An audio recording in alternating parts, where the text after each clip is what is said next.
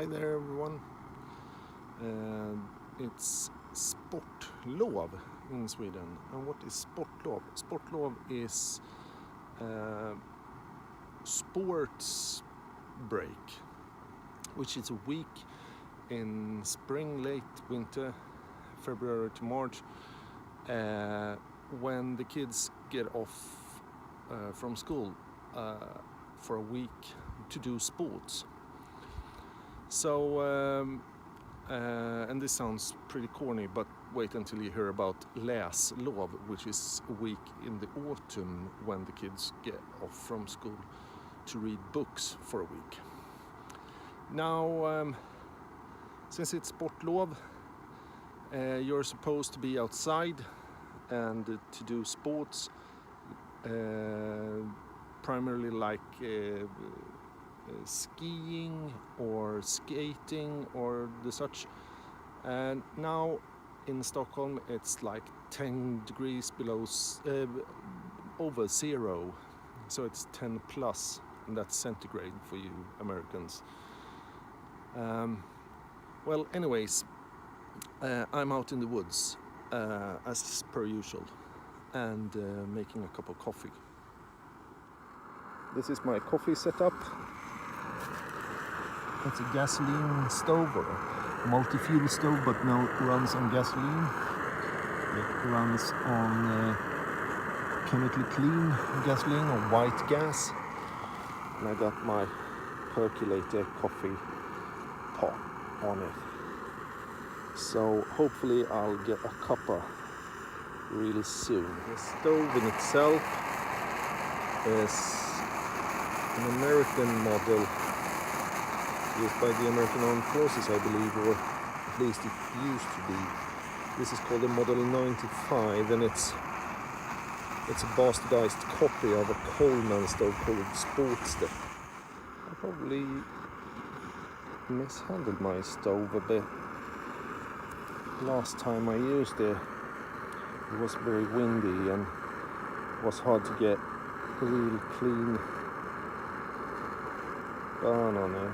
So now the burner is a bit sooty and gunky, and I'll probably have to clean that when I get home. This works, but not very satisfyingly at the moment.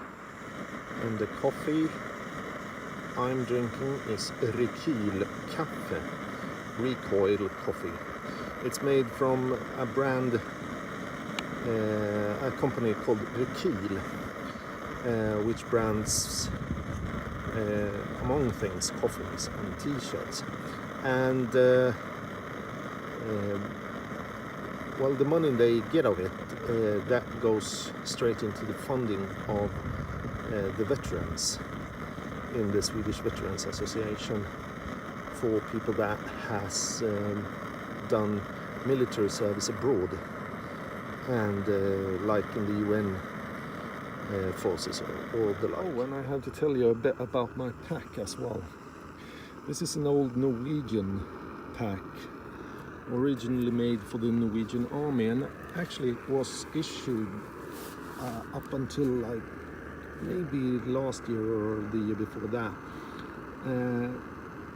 And they have been issuing this since at least the 1930s. It was originally designed by Olle Bergan in the beginning of the 20th century, like 1903 or something. It's affectionately called the Ludwig pack, and of course Olle Bergan is the mind and man that brought forward Berjans of Norway, which is a big outdoor company, at least here in the Nordic countries.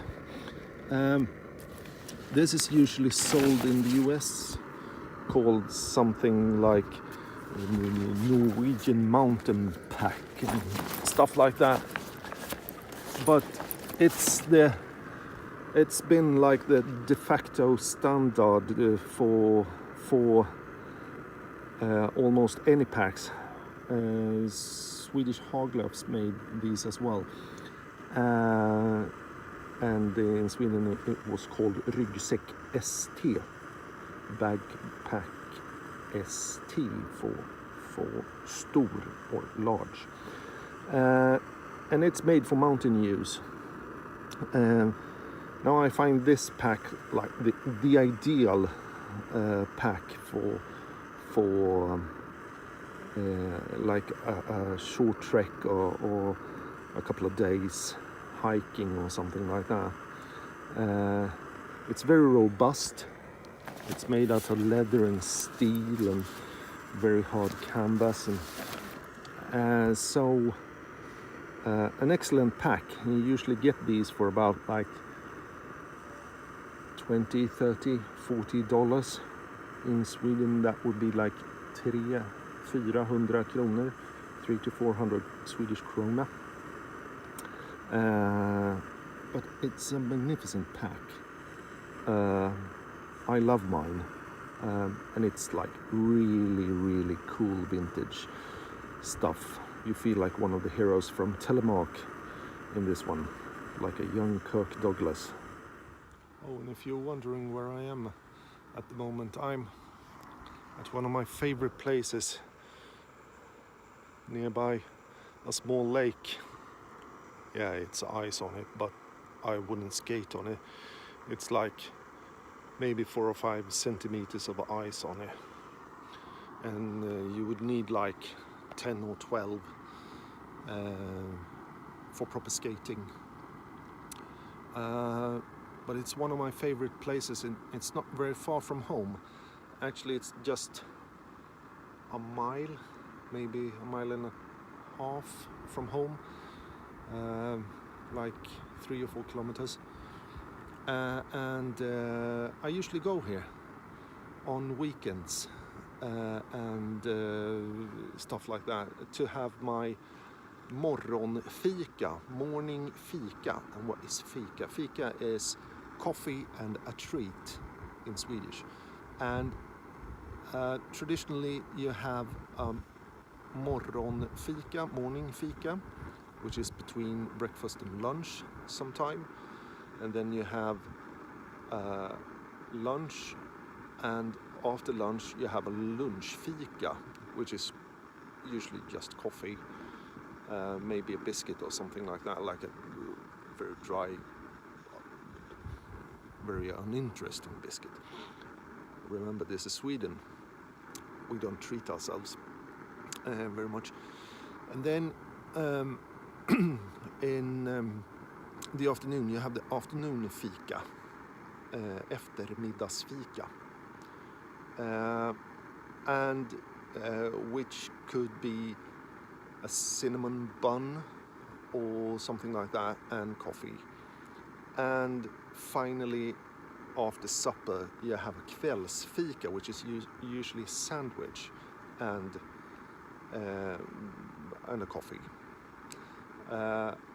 Some people prefer tea for the kvällsfika. I usually drink coffee at all fikas, and I take every opportunity to fika. Fika is like the best Swedish tradition ever. Now my coffee pot is getting hot, at least. It hasn't started to percolate yet, but what it does, it circulates the water in and up through that tube there, and when it does, it runs through the coffee, which sits in a coffee drum or magazine or whatever you want to call it,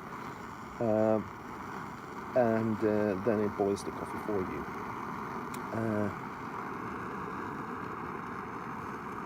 This is probably more usual in Europe than in the US, but this is like one of the best principles of making good coffee, and especially outdoors. Sometimes I just bring a coffee pot and cook the coffee, like kokkaffe. You just add the powder directly into the water, and then you just let it sink to the bottom after it's cooked and ready to serve. And I drink from a kåsa, Swedish traditional Sami coffee cup. Every real Swedish outdoorsy guy makes these for themselves, and they make their own. I used to have a really nice kåsa, but unfortunately I lost it during a canoe trip last year. So that's on the bottom of a lake called Sommeln. So now I got this one instead. This is a traditional fjällkåsa, mountain kåsa from the northern parts of Sweden, from the fjällen, the Scandic Alps, or what we should call them, in the Scandic mountains. Now it starts to bubble. Woohoo! Not much. I saw you and I heard you. Let's see if we can get this coffee pot started.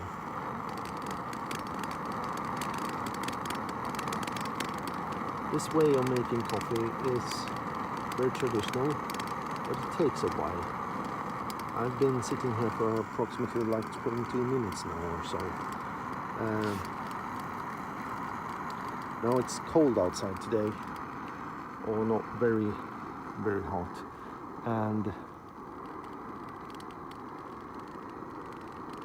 evening has come upon me, so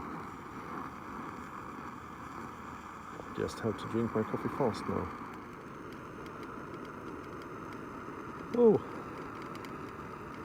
I found the flashlight on my cell phone. I also brought with me today, since it's starting to get a bit cold, my Norwegian lusekofta. I can't even translate that, but it's a very traditional Norwegian woolen sweater that we use outdoors. Very, very traditional. We use this primarily in Norway and from the Telemark region, but also in Sweden, in the fjällen, the Swedish mountains. Now it's dark, and I'm on my way home. Thanks for today. I'm having a friluftsfika, outdoor fika with me.